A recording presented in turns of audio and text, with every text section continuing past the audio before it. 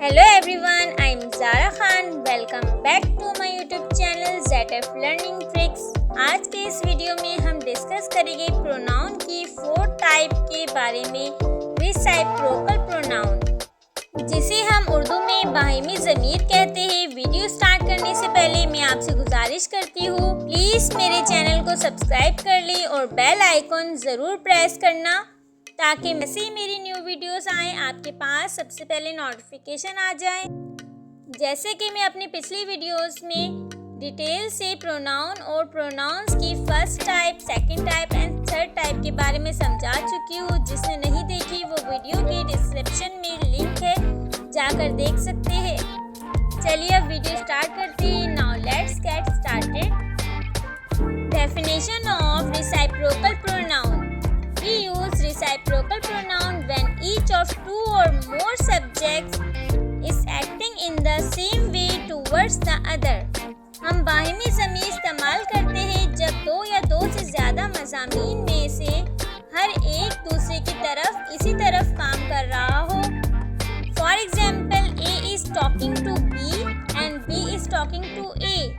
So we say, मिसाल के तौर पर A B से बात कर रहा है और B A से बात कर रहे हैं, तो हम कहते हैं A और B एक दूसरे से बात कर रहे हैं। A and B are talking to each other. Reciprocal pronouns सिर्फ दो हैं। There are only two reciprocal pronouns. Number 1, each other. Number 2, one another. और इन दोनों की मीनिंग उर्दू में सेम है, वो है एक दूसरे। तो यहाँ पर एक कंफ्यूजन पैदा होती है अगर हम उर्दू की निगाह से देखेंगे तो। अगर रिसाइप्रोकल की एक लफ्जी मतलब की बात की जाए तो इसका मतलब होता है किसी चीज़ को उलट कर देना, रिसाइप्रोकेट कर देना। लेकिन यहाँ पर थोड़ा डिफरेंट है। यहाँ पर हमारे पास दो मेजर प्रोनाउंस रिसाइप्रोकल प्रोनाउंस है। बाय द वे, प्रोनाउंस वो अल्फाज होते हैं जो प्रोनाउंस की जगह पर इस्तेमाल होते हैं उनकी रेपिटेशन को रोकने के लिए। He, she, it, I, we, you, they वगैरह, ताकि किसी का नाम बार बार ना रिपीट किया जाए। उसकी एक टाइप रिसाइप्रोकल प्रोनाउंस है जिसके अंदर दो टाइप आती है, one another and each other. But in दोनों के मतलब एक ही होते हैं, इन दोनों के मतलब होते हैं एक दूसरे। अब ज़रा समझते हैं कि ईच अदर कहाँ आता है और वन एनदर कहाँ आता है। ईच अदर जब दो लोगों के दरमियान बात होगी, बिटवीन टू, जब ईच अदर का इस्तेमाल होगा। इसी के बरअक्स जब दूसरी तरफ वन एनदर का इस्तेमाल होता है तो ये मोर देन टू, जब दो से ज़्यादा लोगों के दरमियान बात हो रही हो तो वन एनदर का यूज़ होता है। फॉर एग्जाम्पल, हमारे पास एक सेंटेंस है, मेरा कुत्ता और बिल्ली एक दूसरे से प्यार करते हैं।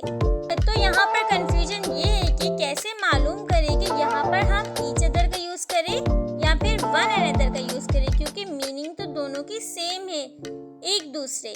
तो यहाँ पर एक कंफ्यूजन है। लेकिन अगर हम इसे इंग्लिश ग्रामर की निगाह से देखेंगे तो फिर हमें ये मालूम करना बहुत ही ईजी लगेगा।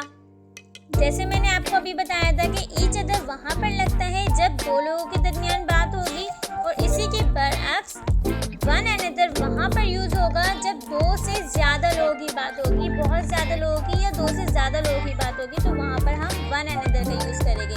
तो इस सेंटेंस में my dog and cat love each other, दो लोगों के दरमियान बात हो रही है, क्योंकि यहाँ पर कुत्ता और बिल्ली दो लोग हैं, तो दो लोगों के दरमियान बात हो रही है, तो आएगा sentence my dog and cat love each other. Second sentence है, वो सब एक दूसरे की हिमायत करते हैं, वो सब एक दूसरे की सपोर्ट करते हैं। तो यहाँ पर वो बहुत सारे लोगों की बात आ रही है, तो यहाँ पर इसकी सेंटेंस की इंग्लिश क्या होगी, they all support one another. इसलिए हमने यहाँ पर वन एनदर का यूज़ किया। अब इसमें दो से ज़्यादा की बात हो रही है, इसलिए हमने यहाँ पर वन एनदर का इस्तेमाल किया। थर्ड सेंटेंस है, अली और हसन एक दूसरे की रिस्पेक्ट करते हैं। तो हमारे पास इसका सेंटेंस क्या आएगा, Ali and Hasan respect each other. Ali और हसन, यहाँ पर दो लोगों की बात हो रही है, इसलिए यहाँ पर ईच अदर का इस्तेमाल होगा, क्योंकि यहाँ पर दो लोगों की बात हो रही है।